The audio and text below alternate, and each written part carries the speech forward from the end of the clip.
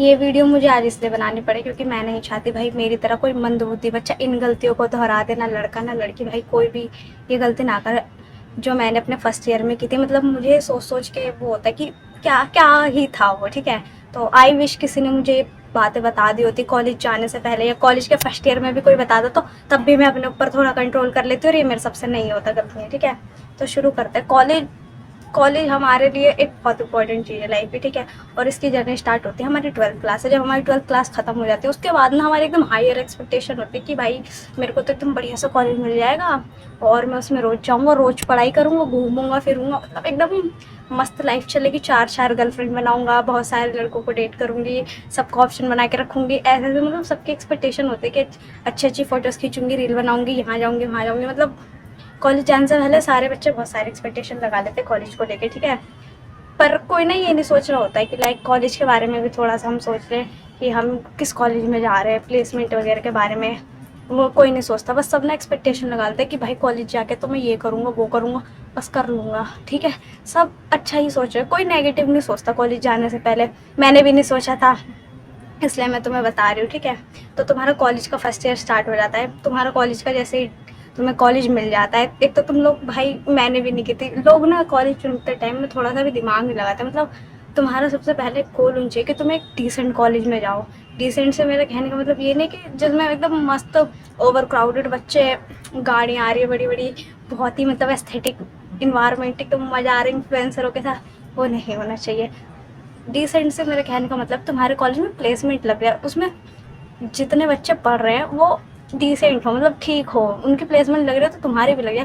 Please तुम्हारे बेरोजगार रहने के चांसेस कम रहे, क्योंकि तुम्हें पता है बेरोजगारी एकदम चरम सीमा पे है अभी। अब तुम्हारा कॉलेज का डे वन होता है, ठीक है। तुम्हें कॉलेज मिल चुका है, तुम्हें, मुझे नहीं पता है तुमने कौन सा लिया, पर तुम्हारा कॉलेज का डे वन होता है। अब तुम्हारी जो एक्सपेक्टेशन थी भाई मेरे को तो एकदम बढ़िया सा कॉलेज एनवायरनमेंट मिलेगा, अब तुम अपने क्लास के बच्चे देखते हो, उसमें से जो 99% बच्चे होते हैं वो एकदम होते हैं, मतलब दिमाग से वो लोग, तुम सोच के आओगे ना कि लाइक कॉलेज में तो बच्चे एकदम कूल होते हैं, स्टार्टअप डिग्री करते हैं, कॉलेज में लोग पार्टनरशिप में बिजनेस स्टार्ट करते हैं, कॉलेज के बच्चे ही करोड़ों में अर्न कर रहे होते हैं, उनके तो मुंह पे कंपनी 2-2 लाख के पैकेज फेंक के मारते हैं। मतलब ऐसे वाले बच्चे तुम ढूंढते हो जिनके अंदर बहुत ज्यादा पोटेंशियल हो, कैपेसिटी हो कुछ अच्छा करने की। तो मेरे अंदर भी थी, तो मैं भी सोची थी भाई मैंने कॉमर्स बैकग्राउंड से हूँ, मुझे तो एकदम बिजनेस माइंडेड बच्चे मिलेंगे जो अपनी जिंदगी में बहुत कुछ करना चाहते होंगे। तो मेरी भी एक्सपेक्टेशन कुछ इसी प्रकार से थी, जो कि कुछ ही पलों में टूट गई अपनी क्लास के बच्चों को देख के कि इनके साथ रहूंगी भाई मैं, मतलब ये कुछ करेंगे अपनी जिंदगी में। तो मैंने सोचा था मुझे बहुत कूल बच्चे मिलेंगे डीयू में और मैं बहुत बड़ा कुछ करूंगी उनके साथ, मैं कुछ बिजनेस स्टार्टअप वगैरह इन सब चीजों में जाऊंगी। ऑफ कोर्स ऐसा नहीं होता, ये बस एक्सपेक्टेशन होती है। फिर तुम्हें ना धीरे धीरे रियलाइज होगा भाई जो मैंने सोचा था ये तो वो है ही नहीं। मतलब मैं सोच के आया था मैं कुछ बहुत अच्छा करूंगा, मैं इन्फ्लुएंसर बनूंगा, मैं अपनी, और जो बच्चे इंट्रोवर्ट रहते हैं ना वो ये सोच के आते हैं कि भाई हम तो कॉलेज में आके एक्सट्रोवर्ट ही बन जाएंगे, मतलब वहां जाके बन ही जाएंगे। वो बच्चे तो गलत ही गलत फहमी में जी रहे होते हैं। उन बच्चों को तो मतलब पहले ही रियलाइजेशन होनी चाहिए कि अगर तुम इंट्रोवर्ट थे तुम वही रहोगे। तुम्हें अगर एक अच्छा कॉलेज नहीं मिला, एक अच्छा इन्वायरमेंट नहीं मिल रहा है, तब भी तुम इंट्रोवर्ट ही रहोगे। तो ये वाली एक्सपेक्टेशन मत लगाया करो कि मैं कॉलेज जाके एक्सट्रोवर्ट, क्योंकि तुम अभी अभी अपने फर्स्ट सेमेस्टर में आए हो तो तुम्हारे अंदर बहुत सारी चीजें होती है और तुम्हें करनी भी चाहिए। तो बच्चे ना फर्स्ट ईयर में, फर्स्ट सेमेस्टर में आते ही मतलब रिलेशनशिप में चले जाते हैं, मोस्टली बच्चे यही करते हैं, कुछ बच्चे नहीं होते जो नहीं करते, ठीक है। अब बच्चे रिलेशनशिप में चले जाते हैं और फिर उनके बाद में उनको ऐसा लगता है भाई यही मेरा लव ऑफ लाइफ है, भाई इसी के साथ मुझे मतलब अपनी जिंदगी बितानी, इसी को तो मैं ढूंढ रहा था बचपन से, ढूंढ रही थी, मतलब जो भी होता है। उसके बाद में फिर सामने वाला इंसान जो होता है, पर्सन, वो ना अपनी आइडेंटिटी खोना शुरू कर देता है, क्योंकि अब तुम नए नए रिलेशनशिप में आ चुके हो। तो कॉलेज में ऐसा होता है, बच्चे ऐसा ही करते हैं भाई, नहीं चलता। अगर तुम सोच रहे हो कि तुम्हारा रिलेशनशिप चलेगा, नहीं चलता भाई, किसी का नहीं चलता, ठीक है। मेरी बहुत सारी ऐसी फ्रेंड्स थी फीमेल्स, जो बहुत ही अच्छी थी, मतलब पढ़ाई में एकदम टॉपर थी, मतलब बहुत ज्यादा अच्छी थी पढ़ने में। पर क्या हुआ कि जब वो रिलेशनशिप में आई तो भाई उनका जो पोटेंशियल था वो वेस्ट होना शुरू हो गया। जैसे कि उससे पहले कंटेंट क्रिएटर थी, मेरे मतलब कुछ बंगाल के फ्रेंड्स हैं कंटेंट क्रिएटर, बहुत अच्छा इंस्टाग्राम पे करती, पर वो जैसे ही रिलेशनशिप में गई उसने अपना सारा पोटेंशियल वेस्ट करना, वो कुछ नहीं कर रहे, वो सिर्फ दो ही काम करते हैं, वो कॉलेज जाते अपने बॉयफ्रेंड के साथ घूमती है, बाइक पे जाते हैं, उसकी स्टोरी लगा देती है, फिर वो जहाँ जा रही है रेस्टोरेंट में खा पी रही है वहां की स्टोरी लगाती है, बस उसका वही काम है, वो उससे ज्यादा कुछ नहीं कर रही, बस वो कपड़े खरीदे और बॉयफ्रेंड खरीदे।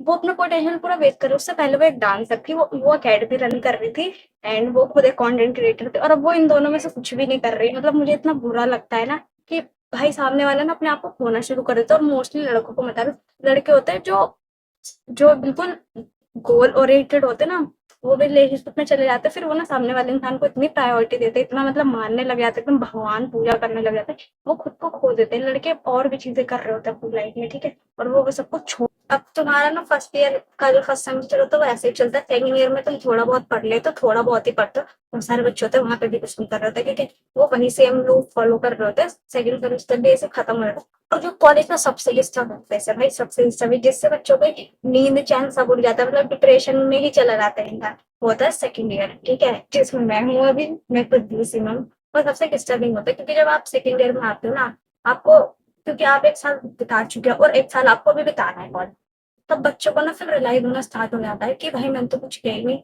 मतलब मैंने पूरा एक साल वेस्ट कर दिया, ना मुझे पढ़ाई में कुछ आया, ना मैंने कुछ अच्छा किया, ना मैंने इंटर्नशिप की, ना मैंने अपने किसी स्किल पे फोकस किया। तो फिर ना बच्चे डिप्रेस्ड हो जाते हैं कि भाई मैंने पूरा एक साल बर्बाद कर दिया, मैंने कुछ भी नहीं किया, अब मैं क्या करूँ। तो फिर बच्चे बहुत परेशान हो जाते हैं। और फिर ना उनको ना मतलब चीजें भी ऐसी मिलती है कि उन्हें बार बार ऐसा फील करवाते रहते कि एकदम वेस्ट हो रहा है सब कुछ, मेरी तो लाइफ ही वेस्ट है, मैं तो कुछ भी नहीं कर रहा।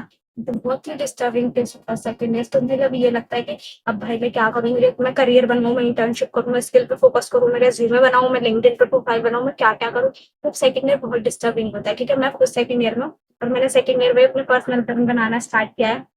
मैं कंटेंट क्रिएशन तो खैर फर्स्ट ईयर से ही कर रही हूँ। मैं भी इन सब चीजों में फंसी हूँ, मतलब मैं भी इन सब चीजों से बहुत दुखी थी। फर्स्ट ईयर में मैंने भी बहुत मजे किए, मैंने ये सब चीज फेस किया, पर मैं कंट्रोल में थी, इसलिए मैं इन सब चीजों से बाहर आ चुकी हूँ। और मैं तब थी भी नहीं, एकदम ढली भी नहीं थी इस वजह से। तो सेकंड ईयर हमारा ऐसे चलता है, उसके बाद बच्चे परेशान होते हैं, फिर उन्हें कुछ समझ में नहीं आ रहा होता। और उसके बाद आता है हमारा थर्ड ईयर, जहाँ इंसान का दिमाग ही खराब। फिर एक आती है भाई इन बच्चों की कैटेगरी, जिन्हें थर्ड ईयर में रियलाइज होता है कि इन्होंने कुछ नहीं किया।